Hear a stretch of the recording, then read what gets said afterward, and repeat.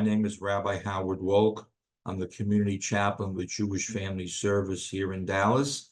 I have the privilege of working with Faith Presbyterian Hospice, and they've asked me to share a few thoughts with you. I'm speaking to you just a few days before September 11. This year, the 23rd anniversary of that terribly painful day. I'm sure I need not remind anyone of the date, of its significance.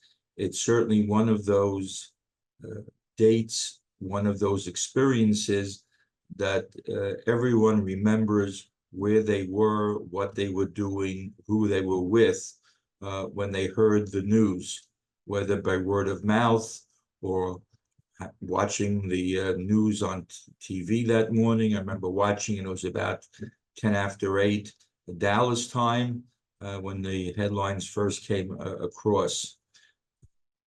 Hard to believe 23 years later, certainly for the families of the victims, those who are suffering illness as a result of being at ground zero, the memories are still fresh.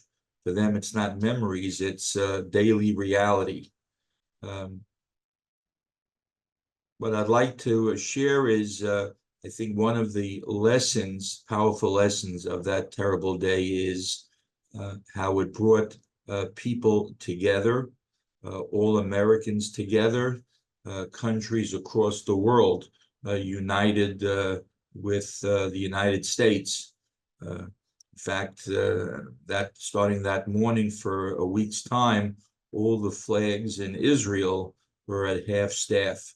That was Israel mourning together with the United States. And it really underscored the universality of people. The terrorists, they attacked us here, but they didn't care who they were killing. Americans, citizens of other countries, people of all faiths and creeds. In their minds, in the minds of the terrorists, all the people were the same. And our reflecting on that day should teach us that we human beings have to be unified. We're all created in the image of God. And the Talmud, the books of Jewish thought and law, tell us that if a group of people share a painful experience, that in of itself gives partial comfort. And perhaps that applies here as well. We went through all this together. Remember the tremendous rise in volunteerism in the aftermath of September 11. Remember how people were concerned with one another. Well, that spirit should continue. It shouldn't take an attack on us to remind us of our responsibility to our fellow human beings, to remind us of how we have to be dedicated to our community, to our country. And if there's anything positive, so to speak, that can come from the events of that day, is that we realize how connected we are to other people.